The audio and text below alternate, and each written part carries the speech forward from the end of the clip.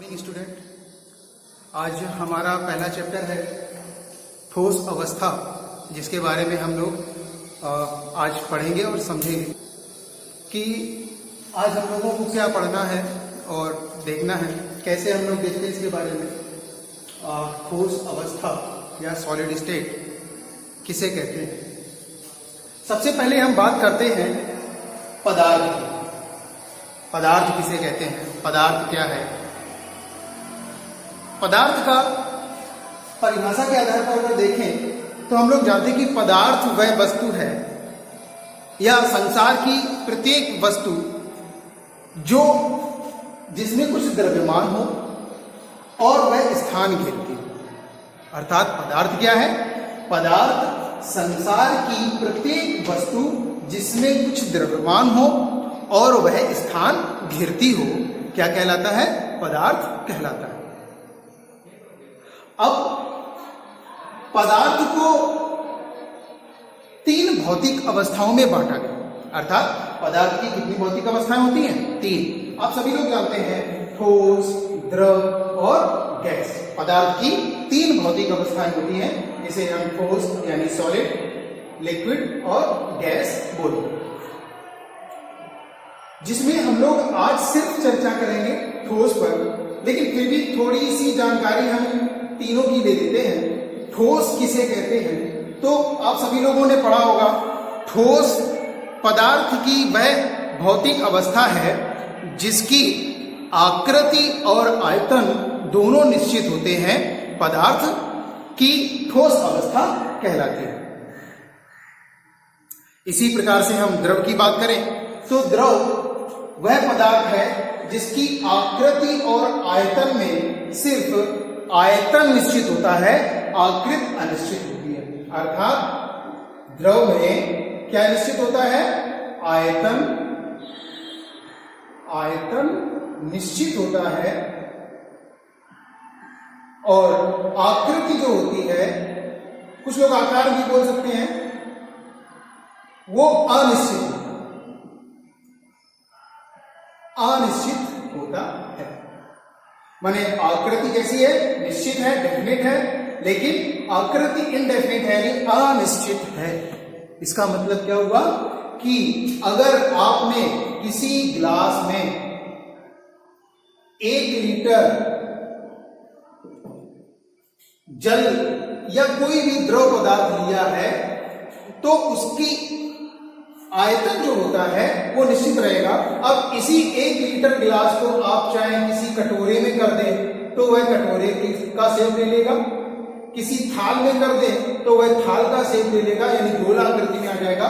अर्थात इससे क्या सिद्ध हुआ कि मात्रा कितनी थी, सभी में 1 लीटर थी, लेकिन आकृति कैसी हो गई, अनिश्चित हो गई। जिससे हम साफ कह सकते हैं कि द्रव वह पदार्थ है जिसकी आकृति कैसी है, आकृति है अनिश्चित और आयतन है निश्चित। ठीक है। इसी प्रकार से गैस की बात करते हैं तो गैस क्या है, तो गैस पदार्थ की वह अवस्था है जिसमें आकृति और आयतन, आकृति और आयतन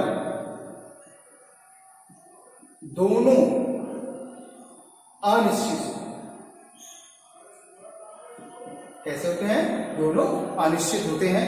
मतलब क्या हुआ कि अगर आप देखें ध्यान से, अगर परफ्यूम है, आप सभी लोगों के पास परफ्यूम होगा, अगर परफ्यूम की गैस के कण किसी कंटेनर में बंद करके रखे जाएं, जैसे आप लोग जानते हैं कि गैस के कंटेनर में परफ्यूम के कण मिलते हैं इस प्रकार से भरे हुए, तो वह क्या करता है, अगर इसमें 1 लीटर गैस होगी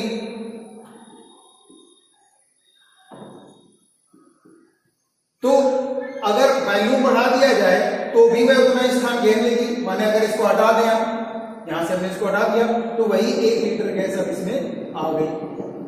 तो अब ये जितना बड़ा पात्र होगा उतनी गैस होती चली जाती। उस प्रकार से हम लोग कह सकते हैं कि गैस की आकृति और आयतन दोनों कैसे होते हैं, अनिश्चित होते हैं।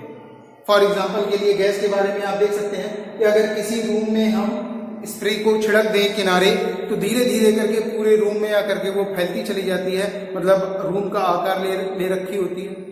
और कहीं पर कण अधिक होंगे, कहीं पर कण उसके कम होंगे, तो इस प्रकार से उसकी आकृति और आयतन दोनों कैसे हो जाते हैं, अनिश्चित हो जाते हैं।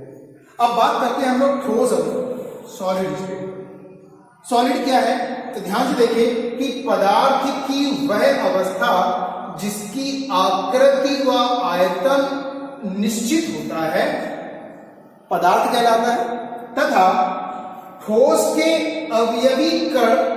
अब अवयवी कण क्या हो सकते हैं, या तो वह अणु हो या परमाणु हो या फिर आयन हो।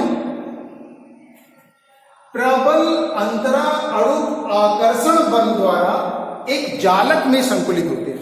माने क्या हुआ, अगर हम बात करें ठोस की, तो ठोस अवस्था में देख सकते हैं हम, ये मान लीजिए कि ठोस का एक यानी एक सॉलिड है, तो इसमें जो अणु कण या परमाणु जो भी हो वो इस प्रकार से यहां पर व्यवस्थित होगा। ये लीजिए हमने व्यवस्था इसमें व्यवस्थित कर दी, तो ये व्यवस्था एक निश्चित क्रम में होती है, एक निश्चित जालक व्यवस्था में व्यवस्थित होते हैं। इसीलिए हमने बताया कि ठोस के अवयवी कण, अणु हो, परमाणु हो या आयन हो, प्रबल अंतरा अणु का आकर्षण बल, ये क्या है, इन दो अणुओं के बीच पाया जाने वाला आकर्षण बल अंतराणु आकर्षण बल कहलाता है, जो आपस में इन कणों को एक जालक में व्यवस्थित कर देता है। इसीलिए हम इसे सॉलिड कहते हैं। दूसरी बात है, और भी बातें होती है ठोस के लिए। ठोस के कण जो होते हैं वो निश्चित ज्यामिति में व्यवस्थित होने के कारण वह एक दूसरे से पास पास में जुड़े होते हैं। इनके कणों के बीच रिक्त स्थान कम होता है, इसलिए ये स्थिर होते हैं। इनके कण एक जगह पर ही रह करके कंपन कर सकते हैं, इधर उधर नहीं जा सकते हैं, इसीलिए सॉलिड स्टेट होती है। अगर इधर उधर चले जाएंगे या अलग अलग जा सकेंगे तो वह द्रव हो जाएगा, तब वो सॉलिड नहीं होगा। तो इस प्रकार से। और दूसरी चीज, ठोस कैसे होते हैं, असंपीड्य होते हैं।